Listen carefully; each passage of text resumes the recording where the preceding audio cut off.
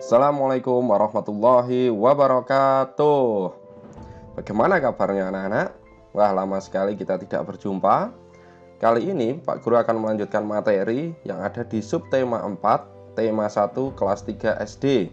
Nah, materinya adalah perkembangbiakan tumbuhan dengan spora, anak-anak.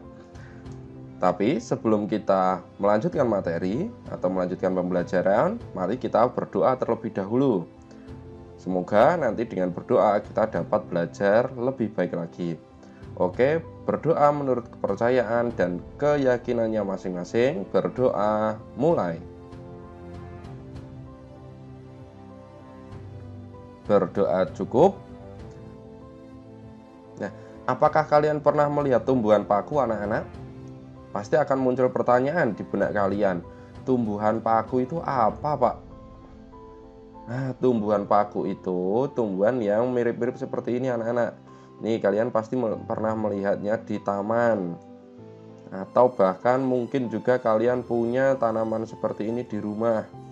Nah, ini yang biasanya menggantung. Atau ini yang biasanya tanaman perdu yang ditanam di pot-pot itu. Nah, ini namanya adalah tumbuhan paku, anak-anak. Nah, jadi mirip-mirip dengan lumut, tapi dia memiliki batang dan bisa membesar. Nah, di sini anak-anak muncul pertanyaan lagi, bagaimana tumbuhan paku itu berkembang biak? Nah, ternyata tumbuhan paku itu berkembang biak menggunakan spora, anak-anak, atau dengan spora. Loh, Pak Guru, saya pernah lihat tanaman paku seperti ini, tapi kok nggak pernah lihat sporanya itu yang seperti apa ya? Betul, kali ini kita akan melihat spora itu bentuknya seperti apa. Nah, spora itu letaknya biasanya ada di bawah daun, anak-anak. Di bawah permukaan daun. Nah, di sini kalau ada titik-titik, bintik-bintik seperti ini, nah ini namanya rumah atau kotak spora, anak-anak.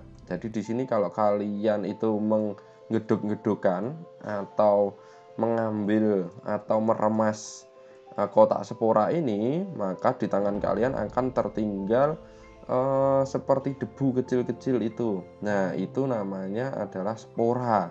Tapi kalau titik-titik yang besar ini namanya adalah kotak spora atau sporanium. Nah, kalau spora itu ukurannya sangat kecil, anak-anak, seperti debu itu. Nah, di sini anak-anak, spora itu digunakan untuk perkembangbiakan tumbuhan. Spora itu akan pecah, anak-anak.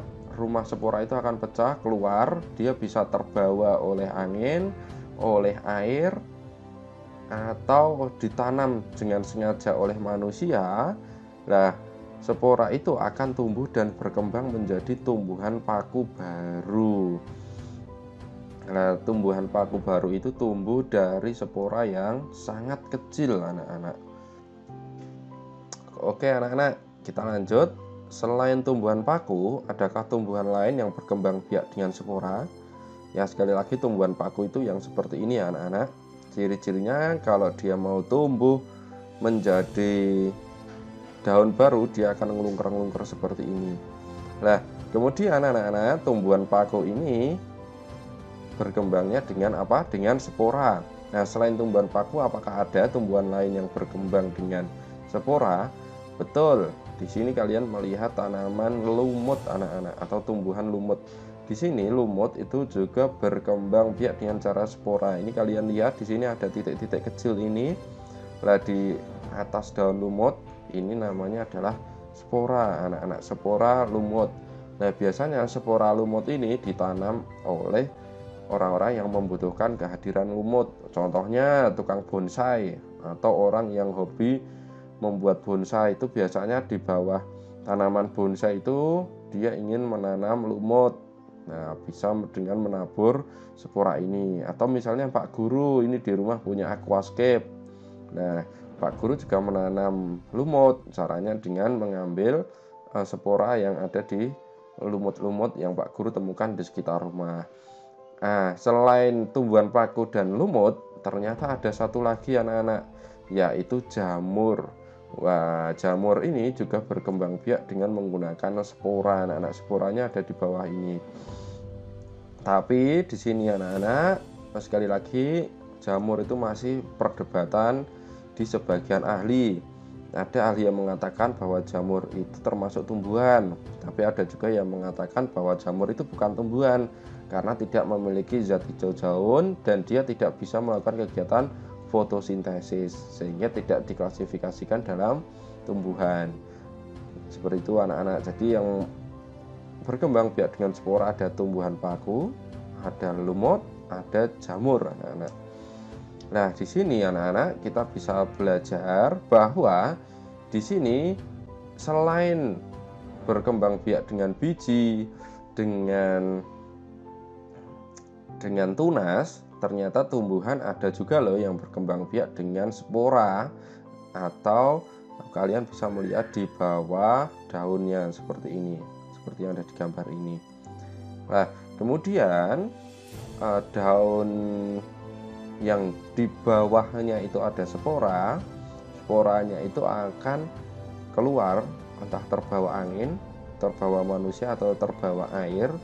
Dia akan menuju ke tempat yang lembab. Apabila di tempat yang lembab, di tempat yang teduh, dia akan tumbuh menjadi tumbuhan baru atau tumbuhan paku baru atau jamur baru atau lumut baru. Nah, di situ dia akan berkembang lagi menjadi tumbuhan dewasa. Kalau sudah jadi tumbuhan dewasa, dia bisa membuat spora sendiri. Di sini anak-anak, coba kita sebutkan lagi apa saja contoh makhluk hidup yang berkembang biak dengan spora. Oke, satu, betul, tumbuhan paku atau jenis paku-pakuan. Yang kedua adalah lumut, dan yang ketiga adalah jamur. Betul sekali. Kemudian tugasnya anak-anak, coba kalian cari tumbuhan di sekitar rumahmu yang berkembang biak dengan spora. Nah, itu bisa tumbuhan paku, bisa lumut atau jamur. Kemudian minta tolong orang tuamu untuk memfoto dirimu bersama tumbuhan paku tersebut. Nah, ini juga contoh tumbuhan paku anak-anak. Biasanya di pot-pot tanaman hias itu ada. Tapi kalau kalian kesulitan mencari tumbuhan paku yang seperti ini, ya sudah, cari lumut saja. Lumut itu biasanya berada di tempat yang lembab. Biasanya di tempat wudhu atau di dekat kamar mandi itu biasanya ada. Kalau kesulitan mencari jamur, mencari lumut, kalian bisa mencari jamur. Seperti itu anak-anak, silahkan kalian berfoto bersama. Silahkan kalian berfoto bersama dengan tumbuhan itu, kemudian kirimkan ke Microsoft Teams. Itu saja dari Pak Guru. Terima kasih atas perhatiannya. Wassalamualaikum warahmatullahi wabarakatuh.